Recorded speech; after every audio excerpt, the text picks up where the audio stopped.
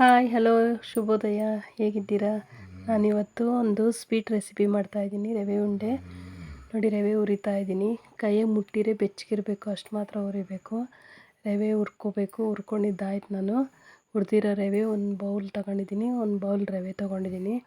ಒಂದು ಬೌಲ್ ಸಕ್ಕರೆ ತೊಗೊಂಡೆ, ಸಕ್ಕರೆ ಹಾಕ್ತಾಯಿದ್ದೀನಿ. ನೆಕ್ಸ್ಟು ಒಂದು ಸ್ವಲ್ಪ ನಾನು ಕೊಬ್ಬರಿ ತುರಿದಿಟ್ಕೊಂಡಿದ್ದೆ, ಒಂದು ಕೊಬ್ಬರಿ ಹಾಕ್ತಾಯಿದ್ದೀನಿ. ಕೊಬ್ಬರಿ ಹಾಕ್ಕೊಂಡೆ. ನೆಕ್ಸ್ಟು ನಾನು ಏಲಕ್ಕಿ ಪೌಡ್ರ್ ಹಾಕ್ತಾಯಿದ್ದೀನಿ. ಆಮೇಲೆ ದ್ರಾಕ್ಷಿ ಗೋಡಂಬಿ ಹಾಕ್ತಾಯಿದ್ದೀನಿ, ಹುರಿದಿಟ್ಕೊಂಡಿದ್ದೆ. ಅದನ್ನು ಎಲ್ಲ ಚೆನ್ನಾಗಿ ಮಿಕ್ಸ್ ಮಾಡೋಣ. ಸ್ವಲ್ಪ ತುಪ್ಪ ಹಾಕ್ಕೊತೀನಿ, ಒಂದು ಸ್ಪೂನಷ್ಟು ತುಪ್ಪ ಹಾಕ್ಕೊಳ್ಳೋಣ. ತುಪ್ಪ ಹಾಕ್ಕೊಂಡು ಎಲ್ಲ ಚೆನ್ನಾಗಿ ಮಿಕ್ಸ್ ಮಾಡ್ಕೊಳ್ಳೋಣ. ಅದ್ರ ಜೊತೆ ನಾನು ಒಂದು ಗ್ಲಾಸ್ ಹಾಲು ಕಾಯಿಸಿಟ್ಟಿದ್ದೀನಿ. ಕಾಯಿಸಿಟ್ಕೊಂಡೆ. ಇದೆಲ್ಲ ಚೆನ್ನಾಗಿ ಮಿಕ್ಸ್ ಮಾಡ್ಕೋಬೇಕು. ಮಿಕ್ಸ್ ಮಾಡಿಕೊಂಡು ನೋಡಿ, ಇದೆಲ್ಲ ಕ್ಲೀನಾಗಿ ಮಿಕ್ಸ್ ಮಾಡ್ಕೋಬೇಕು. ಚೆನ್ನಾಗೆಲ್ಲ ಮಿಕ್ಸ್ ಆಗಬೇಕು.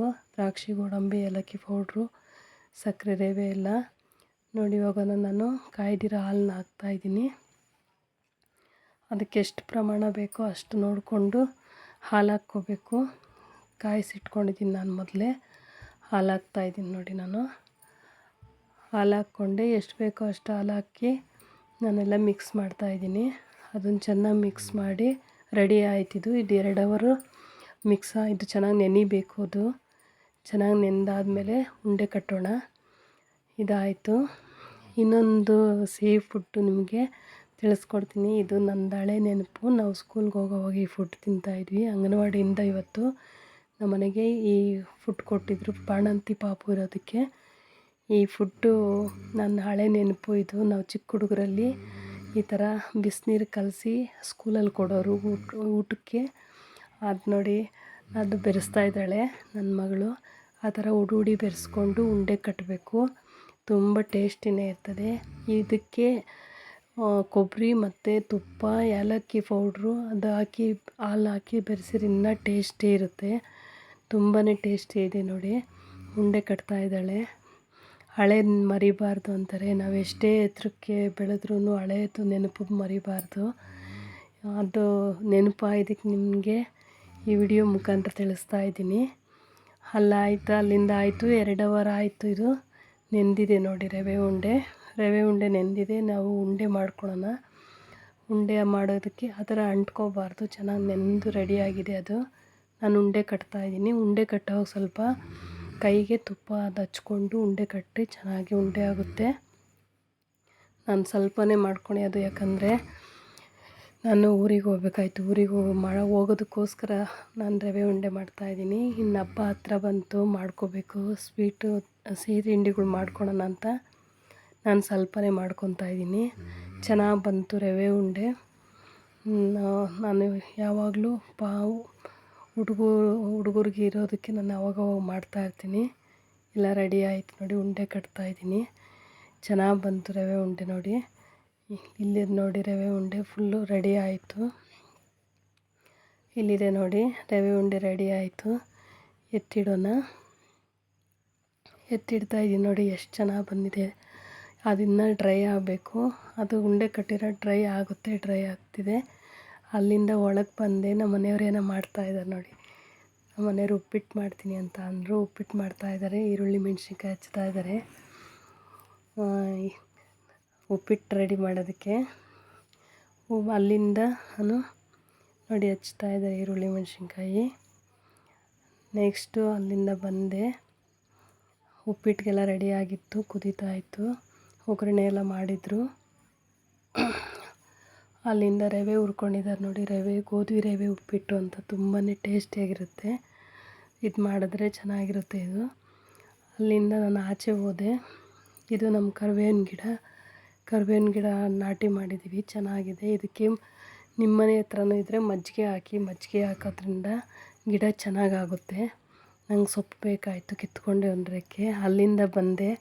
ಕಾಯಿ ಬೇಕಾಯಿತು, ಎಮರ್ಜೆನ್ಸಿ ಕಾಯಿಗೆ ಏನಾದರೂ ಅಡುಗೆಗೆ ಬೇಕಾದರೆ ಆವಾಗಲೇ ಆಗಲ್ಲ ಅಂತ ಹೇಳಿ ನಾನು ಸುಲ್ಕೊತಾ ಇದ್ದೀನಿ. ನೆಕ್ಸ್ಟ್ ಊರಿಗೆ ಹೋಗೋದಕ್ಕೂ ಕಾಯಿ ಬೇಕಾಯಿತು. ಇನ್ನು ಅಲ್ಲಿಂದ ನೋಡಿ ಸುಲಿತಾ ಇದ್ದೀನಿ.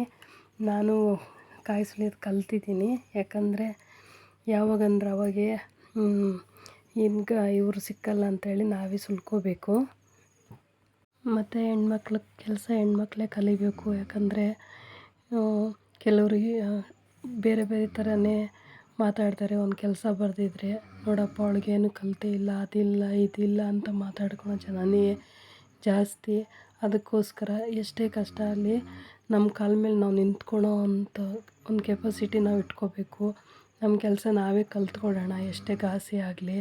ಯಾಕಂದರೆ ಯಾರಿಗೂ ನಾವು ಹೊಣೆ ಆಗಬಾರ್ದು, ಹೊರೆ ಆಗಬಾರ್ದು. ಅದಕ್ಕೋಸ್ಕರ ನಾನು ನನ್ನ ಕೆಲಸ ನಾನು ನಿಧಾನ ಆಗಲಿ ನಮ್ಮ ಕೆಲಸ ನಾವೇ ಮಾಡಿಕೊಂಡು ಕಷ್ಟ ಆಗಲಿ ನಾವೇ ಕಲಿಬೇಕು. ನೋಡಿ ಸುಲಿದಿದ್ದೀನಿ. ನಾನು ಸುಲಿದಿರೋ ಕಾಯಿ ಇನ್ನೂ ಇದೆ ಸುಲಿಯೋದಕ್ಕೆ. ಸುಲಿಯೋದು ಕಷ್ಟ, ಆದರೂ ಕಲ್ತಿದ್ದೀನಿ, ಸುಲಿಬೇಕು. ಮತ್ತು ಇನ್ನೊಂದು ವಿಡಿಯೋಗೆ ಬಂದು ನೋಡಿದ್ದೆ.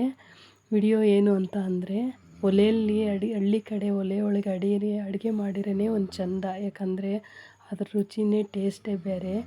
ನೋಡಿ ಈ ಥರ ಒಲೆ ನಾನೂ ಟ್ರೈ ಮಾಡೋಣ ಅಂದ್ಕೊಂಡಿದ್ದೀನಿ, ಒಲೆ ಒಳಗೆ ಮಾಡಬೇಕು ಅಂತ. ಯಾಕಂದರೆ ಹಿಂದಿನ ಕಾಲದಲ್ಲಿ ಆ ಅಡುಗೆ ರುಚಿನೇ ಬೇರೆ, ಇದೇ ಬೇರೆ. ಅದಕ್ಕೋಸ್ಕರ ನಾನೂ ಒಂದು ರೆಡಿ ಒಲೆ ತಂದು ಇಟ್ಕೊಂಡು ಅಡುಗೆ ಮಾಡೋಣ ಅಂದ್ಕೊಂಡಿದ್ದೀನಿ. ನೋಡಿ ಅವರು ಎಷ್ಟು ಚೆನ್ನಾಗಿ ಒಲೆ ಹಾಕ್ತಾಯಿದ್ದಾರೆ. ಈ ವಿಡಿಯೋ ನೋಡಿ ನಂಗೆ ತುಂಬಾ ಇಷ್ಟ ಆಯಿತು, ನಿಮಗೂ ಶೇರ್ ಮಾಡ್ತಾಯಿದ್ದೀನಿ.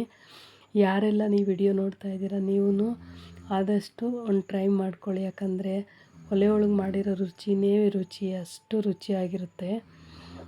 ಅದಕ್ಕೋಸ್ಕರ ನಾನು ಒಂದು ರೆಡಿ ಒಲೆ ತಂದು ಇಟ್ಕೊಳ್ಳೋಣ ಅಂದ್ಕೊಂಡಿದ್ದೀನಿ. ನೋಡಿ ಏನು ನೀಟಾಗಿ ಅದು ರೆಡಿ ಮಾಡ್ತಾಯಿದ್ದಾರೆ. ತುಂಬಾ ಚೆನ್ನಾಗಿದೆ. ಆ ರುಚಿನೇ ಬೇರೆ ಇರುತ್ತೆ, ಒಲೆ ಒಳಗೆ ರುಚಿ. ಹಳ್ಳಿನೇ ಚೆಂದ ಅನಿಸುತ್ತೆ. ನಾವು ಹಳ್ಳಿ ಒಳಗೆ ಇರೋದು. ತುಂಬಾ ಚೆನ್ನಾಗಿ ಬಂತು ನೋಡಿ. ನನ್ನ ವಿಡಿಯೋ ಇಷ್ಟ ಆದಲ್ಲಿ ಸಬ್ಸ್ಕ್ರೈಬ್ ಮಾಡ್ಕೊಳ್ಳಿ, ನನ್ನ ಚಾನಲ್ನ ಶೇರ್ ಮಾಡಿ, ಲೈಕ್ ಕೊಡಿ, ಸಪೋರ್ಟ್ ಮಾಡಿ. Thank you. ನೋಡಿ ಎಷ್ಟು ಚೆನ್ನಾಗಿದೆ. ಮುಂದಿನ ವಿಡಿಯೋಗಾಗಿ ವೆಯ್ಟ್ ಮಾಡಿ.